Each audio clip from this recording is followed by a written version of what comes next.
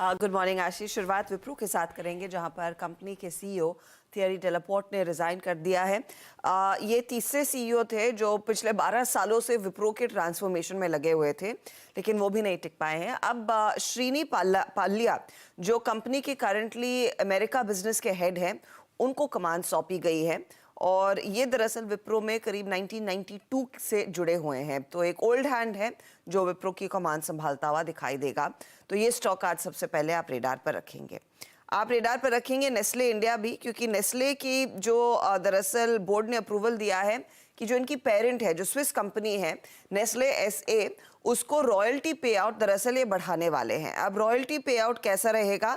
अगले 5 सालों में रॉयल्टी पे आउट 5.25% के आसपास आता हुआ दिखाई देगा, जो करंट है 4.5% पर एनम। उस लिहाज से ये 1 जुलाई से इफेक्टिव रहने वाला है, तो ये स्टॉक भी आज रेडार पर रखेंगे। ध्यान रखिएगा, एचयूएल ने भी रिसेंटली वो रॉयल्टी बढ़ाई थी, मारुति ने भी इनफैक्ट सुजुकी की तरफ रॉयल्टी बढ़ाई है और नेस्ले भी ये करता हुआ दिखाई दे रहा है। अब आते हैं Q4 के अपडेट्स पर, जहां पर टाइटन ने कहा है कि revenue growth 17% year on year है। ज्वेलरी डिवीजन करीब 18% बढ़ती हुई दिखाई दी है इसमें। वॉचेस एंड वेरेबल में 6% तक की ग्रोथ देखने को मिली है, लेकिन आई केयर बिजनेस में दबाव है करीब 1% के आसपास का। इमर्जिंग बिजनेस अच्छा खासा बढ़ा है 24% और कैरेट लेन में 30% तक की ग्रोथ देखने को मिली है। तो अच्छा year on year update company ने शेयर किया है।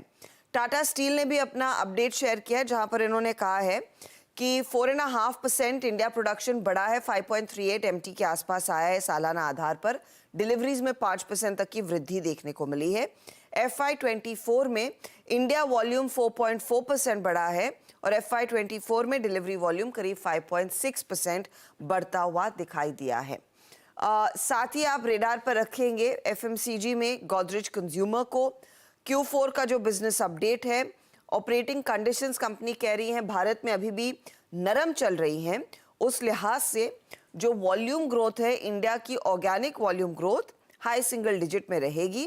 Underline volume growth however double digit में आती हुई दिखाई दे सकती है। इंडोनेशिया ज़्यादा बेहतर कर रहा है, वहाँ पर डबल डिजिट ग्रोथ देखने को मिलेगी। बैंकों पर आपकी नज़रें होनी चाहिए, खासतौर से PNB और बैंक ऑफ बड़ौदा। PNB के केस में total business quarter on quarter 3% बढ़ा है। टोटल डिपॉजिट्स में 3.5% तक की वृद्धि देखने को मिल रही है। यहाँ पर एडवांसेस जो हैं टोटल आधार पर 1.9% के आसपास बढ़ते हुए दिखाई दे रहे हैं। तो ये कासा डिपॉजिट्स में भी 0.8% तक का इजाफा देखने को मिला है। बैंक ऑफ बड़ौदा के केस में डोमेस्टिक और ग्लोबल डिपॉजिट्स कंपनी दोनों शेयर करती है, तो डोमेस्टिक डिपॉजिट्स में 11.29 लाख करोड़ का आंकड़ा है, ये बढ़कर आया है क्वार्टर ऑन क्वार्टर आधार पर। एडवांसेस के मामले में भी ये 10.4 लाख करोड़ से बढ़कर 10.9 लाख करोड़ के आसपास आता हुआ दिखाई दिया है। और रिटेल एडवांसेस आप गौर करिएगा, डोमेस्टिक कारोबार में 2.03 लाख करोड़ से बढ़कर 2.14 लाख करोड़ के आसपास आए हैं। ऐसा ही अपडेट बैंक ऑफ इंडिया के केस में आया है, यूनियन बैंक के केस में आया। कई सारे अपडेट्स हैं जिस पर आज बाजार की नजरें रहेंगी।